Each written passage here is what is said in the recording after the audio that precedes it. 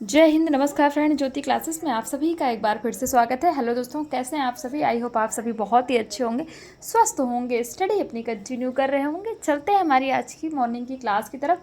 सभी को सुप्रभात, गुड मॉर्निंग। देखते हैं आज के दिन क्या है कुछ खास। आज है फ्रेंड्स 18 जून। 18 जून की हिस्ट्री देख लेते हैं। वैसे तो बहुत सारी घटनाएं हमारे इतिहास में आज के दिन घटी हैं, बट हम कुछ इंपॉर्टेंट पॉइंट्स को कवर करेंगे। तो फर्स्ट पॉइंट देखेंगे तो आज के दिन को हम किस दिवस के रूप में मनाते हैं देख लेते हैं। फ्रेंड्स 18 जून को हर साल अंतर्राष्ट्रीय पिकनिक दिवस, ध्यान दीजिएगा, आज के दिन अंतर्राष्ट्रीय पिकनिक दिवस और गोवा क्रांति दिवस के रूप में मनाया जाता है। गोवा क्रांति दिवस क्यों?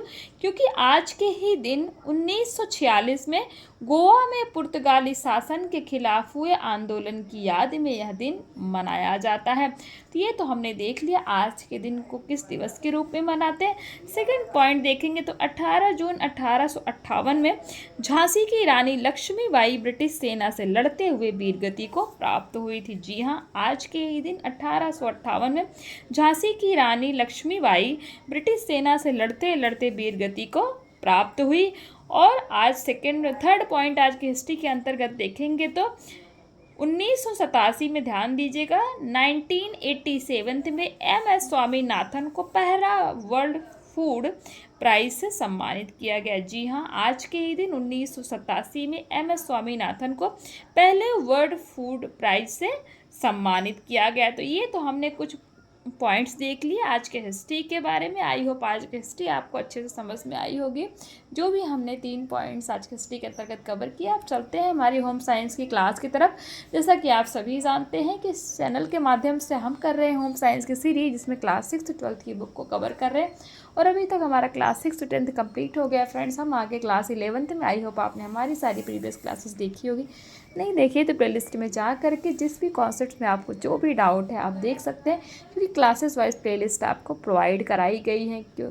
और हर एक टॉपिक को हमने बहुत ही डिटेल में पढ़ा है। इतने डिटेल में पढ़ने का एक ही उद्देश्य है कि एक बार आप इस सीरीज़ को देखिए, समझिए, ताकि होम साइंस से रिलेटेड कोई भी डाउट आपके माइंड में ना रह जाए। चाहे आप किसी भी क्लास के लर्नर से किसी कॉम्पिटिटिव एग्जाम की प्रिपरेशन कर रहे हैं या फिर किसी भी फील्ड में होम साइंस से अपना करियर देख रहे हैं, सभी के लिए ये सीरीज़ काफ़ी हेल्पफुल होने वाली है। तो प्लीज़ चैनल पर फर्स्ट टाइम विजिट किए हैं तो चैनल को लाइक, शेयर और सब्सक्राइब करें। साथ ही साथ अपना फीडबैक भी हमें दें, क्योंकि आपका हर एक फीडबैक हमारे लिए बहुत ही इंपॉर्टेंट होता है।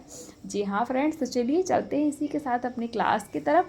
देखते हैं आज की क्लास से हम करने क्या वाले हैं। हम आज की क्लास में करेंगे माता पिता द्वारा बच्चों के लालन पालन की विधियाँ, यानी कि मेथड्स और पेरेंटिंग का आज हम देखेंगे।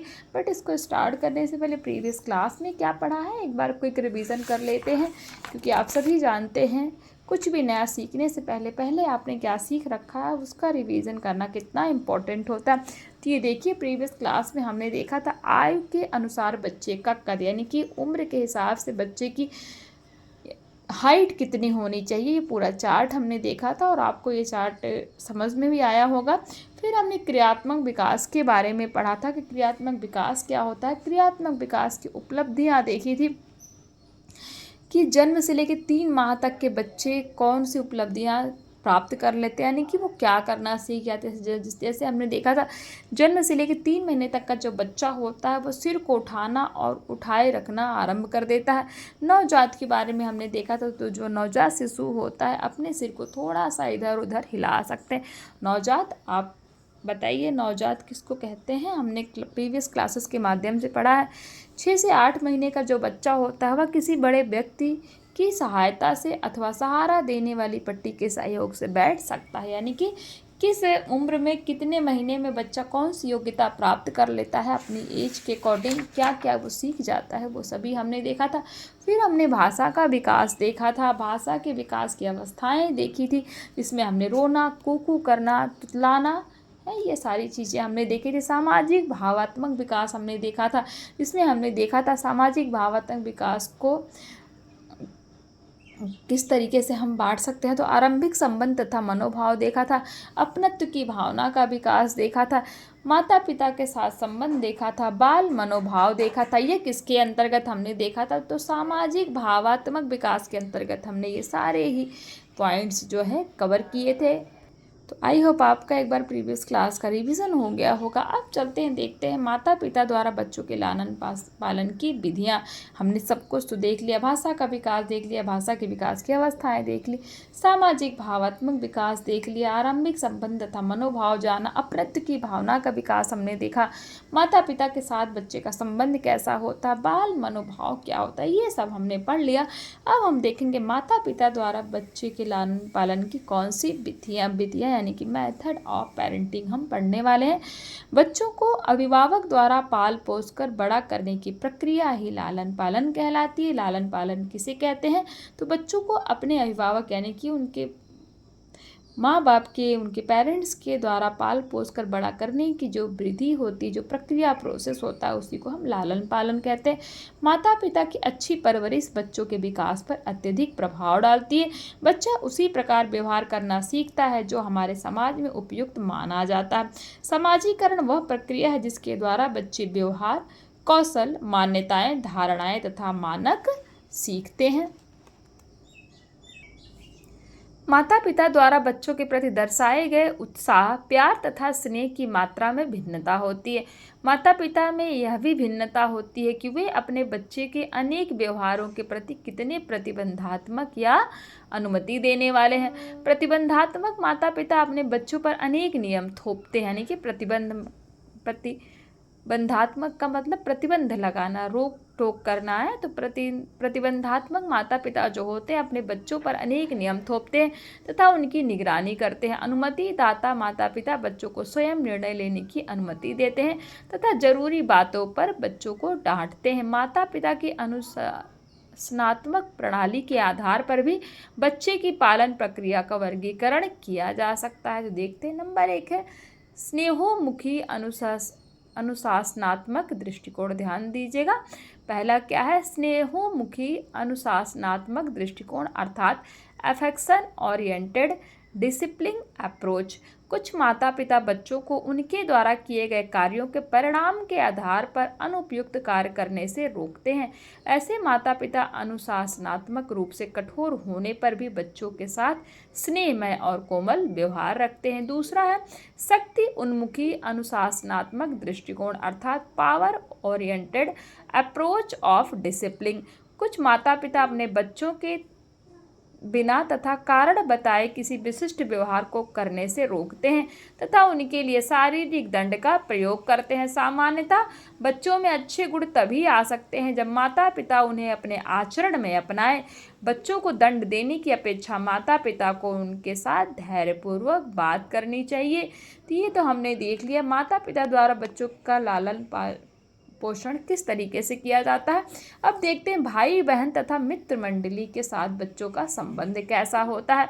अनेक परिवार बड़े होते हैं तथा उनमें बच्चों की संख्या अधिक होती है, इसीलिए कभी कभी बड़े बच्चों द्वारा अपने से छोटे बच्चों की देखभाल करना पड़ता है। जो घर के बड़े भाई बहन होते हैं वो अपने छोटे भाई बहन की देखभाल करते हैं ना।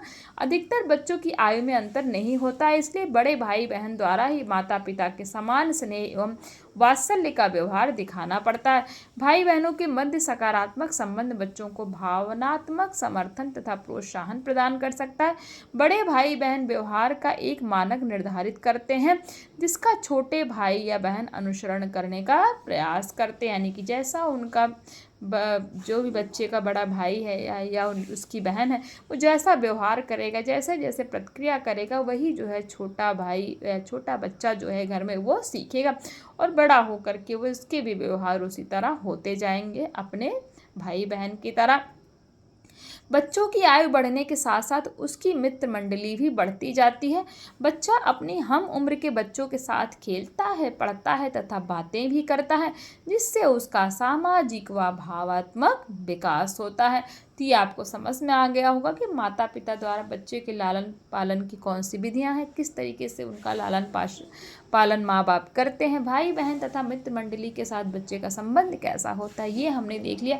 अब कुछ क्वेश्चन देख लीजिए। क्वेश्चन 1 कहता है सामान्यतः संपूर्ण मानव जीवन को कितनी अवस्थाओं में विभाजित किया जाता है। क्वेश्चन 2 शिशु में तीव्र गति से वृद्धि किस अवस्था में होती है। क्वेश्चन 3 कहता है किस आयु के बच्चे बिना किसी सहायता के बैठ सकते हैं। क्वेश्चन 4 भाषा के विकास की कोई एक अवस्था बताइए। कई सारी अवस्थाएं हमने भाषा के विकास की पढ़ी है ना, तो इन्होंने पूछा भैया कि भाषा के विकास की कोई एक अवस्था बताइए। क्वेश्चन 5 कहता है बच्चों को अभिभावकों द्वारा पाल पोष कर बड़ा करने की प्रक्रिया क्या कहलाती है। तो आई होप इन क्वेश्चंस का स्क्रीनशॉट आपने अभी तक ले लिया होगा, नहीं लिया है तो आप ले लीजिए, क्योंकि क्वेश्चंस बहुत इंपॉर्टेंट से आपसे बहुत इजीली सॉल्व हो जाएंगे अगर आपने इस वीडियो को अच्छे से देखी होगी तो। अब देखते हैं संज्ञानात्मक विकास, अर्थात जिसको हम कॉग्निटिव डेवलपमेंट कहते हैं। तो बच्चे का संज्ञानात्मक विकास कैसे होता है। बच्चों में सोचने समझने की क्षमता के विकास को ही संज्ञानात्मक विकास अर्थात कॉग्निटिव डेवलपमेंट कहते हैं।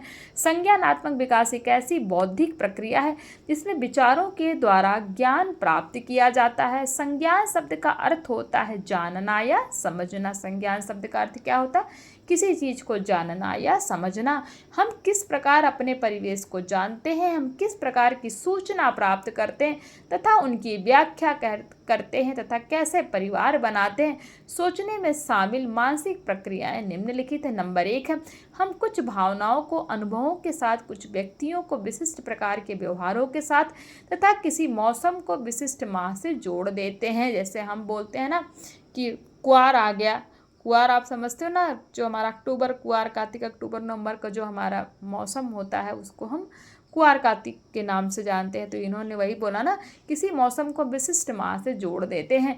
सेकंड पॉइंट है, हम विभिन्न प्रकार के स्वाद, गंध, रंगों, सजीव तथा निर्जीव वस्तुओं, खाद्य एवं गैर खाद्य पदार्थों में अंतर कर सकते हैं। नंबर 3, हमारे अधिकतर कार्य किसी प्रयोजन व इरादे के साथ किए जाते हैं। हम जानते हैं कि हमारे द्वारा किए गए कार्य का कौन सा प्रभाव पड़ेगा। नंबर 4, रचनात्मक एवं समस्या का समाधान उम्र और समय के साथ बढ़ता जाता है।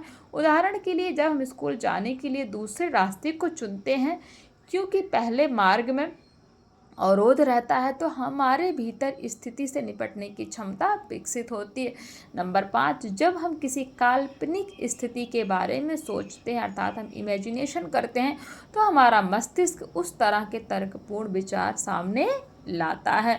संज्ञानात्मक विकास की अवस्थाएं, बच्चे के जन्म से उसकी परिपक्वता तक संज्ञान के विकास के चरणों का अध्ययन जीन पियाजे मनोवैज्ञानिक द्वारा किया गया। जीन पियाजे को आप लोगों ने, जिन्होंने भी सीटेट या टेट वगैरह किया होगा, उनको अच्छी तरीके से जीन पियाजे की थ्योरी पता होगी, और मैं भी पढ़ाऊँगी जब ये आपका पेडागोजी कराऊँगी। तो जीन पियाजे एक मनोविज्ञान है, उन्होंने संज्ञानात्मक विकास की अवस्थाएं बताई हैं।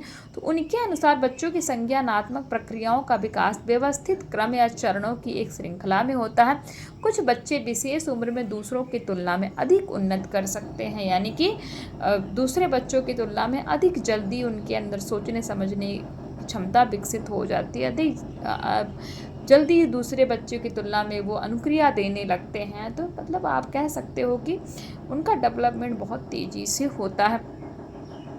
लेकिन विकास का क्रम सामान्य रूप से भिन्न नहीं होता। जीन पियाजे के अनुसार संज्ञानात्मक विकास 4 चरणों में, जीन पियाजे जो हैं उन्होंने संज्ञानात्मक विकास को 4 चरणों में विभाजित किया है।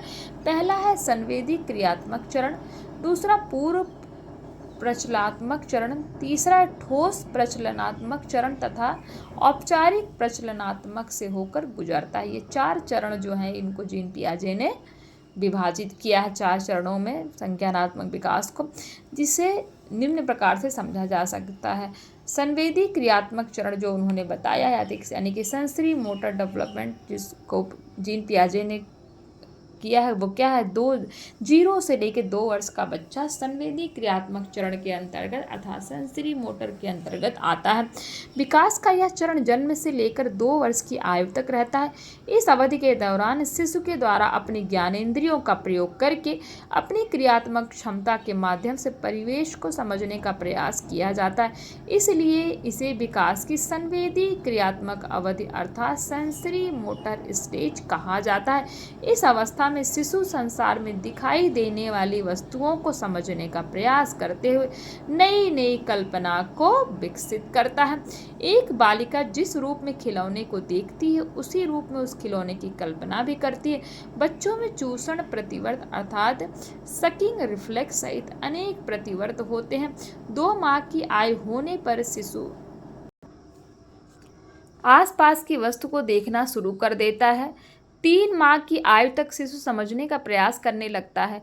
उदाहरण के लिए बच्चा स्तनपान के समय माता द्वारा किए गए विशिष्ट संकेतों को समझ जाता है कि उसकी माता उसे स्तनपान अर्थात दूध पिलाएगी, जो बच्चों की बुद्धिमानी का प्रमाण है।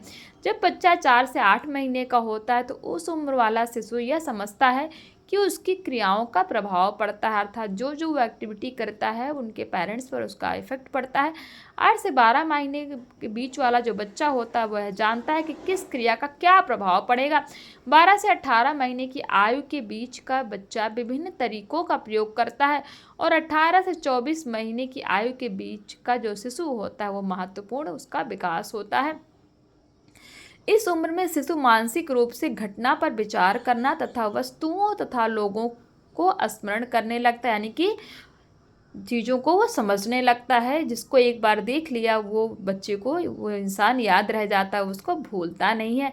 यह प्रक्रिया मानसिक निरूपण कहलाती है। तो ये तो हमने देख लिया कि संवेदी क्रियात्मक चरण अर्थात सेंसरी मोटर स्टेज में बच्चा क्या क्या कर सकता है, क्या उसका विकास हो जाता है। दूसरा हम देखेंगे पूर्व प्रचलनात्मक चरण अर्थात प्री ऑपरेशनल स्टेज, जिसको जीन पियाजे ने क्या बताया, 2 से 7 वर्ष की अवस्था, यानी कि 2 से 7 वर्ष के बच्चे को जीन पियाजे ने प्री ऑपरेशनल स्टेज के अंतर्गत रखा है। अब इसमें बच्चे का विकास कैसे होता है देख लेते हैं। तो जब बच्चा प्री ऑपरेशनल स्टेज में पहुंचता है तो शब्द उन मानसिक स्थिति को संकेत करता है जिसमें वस्तुएं परिवर्तित या रूपांतरित होने के बाद भी वह अपनी मूल स्थिति में लाई जा सकती। इसका अर्थ यह है कि कोई भी क्रिया परिवर्तनीय है। उदाहरण स्वरूप गीली मिट्टी से बेलन भी बन सकता है या थाली भी बन सकती है या मिट्टी की गोली भी बन सकती है। इस चरण में बच्चा प्रारंभिक संकल्पना विकसित करना आरंभ करने लगता है, जैसे स्थान, आकार, बनावट, समय, दूरी, गति, संख्या, रंगों, क्षेत्र, मात्रा, भार, सजीव, निर्जीव आदि के आधार पर आरंभिक संकल्पना शुरू कर देता है। एक 3 वर्षीय बच्चा सर्वप्रथम 2 वस्तुओं के बीच संबंध में बड़ी या छोटी का विचार बनाकर शुरुआत करता है। 4 वर्षीय बच्चा 3 वस्तुओं में छोटे बड़े का विचार करने लगता है। इसके विपरीत यदि किसी 6 वर्ष के बच्चे को 5 छड़ियाँ देते हैं और उन्हें छोटे से बड़े के क्रम में व्यवस्थित करने के लिए कहते हैं तो वह भ्रमित हो सकता है। इसका मुख्य कारण है कि बच्चा अनेक वस्तुओं पर एक समय में विचार नहीं कर सकता तथा सापेक्ष आकार के विषय में नहीं सोच सकता है। यह सक्षमता बच्चों में मध्य बाल्यावस्था के वर्षों में विकसित होती है। इसी प्रकार संख्या की संकल्पना के संबंध में बच्चा शीघ्र ही 1, 2, 3 आदि की संकल्पना विकसित नहीं कर सकता। उदाहरण के लिए अगर 3 वर्ष का बच्चा 10 तक की गिनती का उच्चारण कर सकता है, ध्यान दीजिएगा 3 वर्ष का अगर बच्चा है तो वो 10 तक की गिनती का उच्चारण तो कर सकता है, लेकिन यदि उसे किसी ढेर से 6 पत्थर उठाने के लिए कहें तो वह गलती कर सकता है, यानी कि उसको आप रट्टा मरवा सकते हो। चीज़ों को समझना 3 वर्ष के बच्चे की बस की बात नहीं होती। 3 वर्ष के बच्चे को जो है लॉजिकली चीज़ें वो नहीं कर सकता है।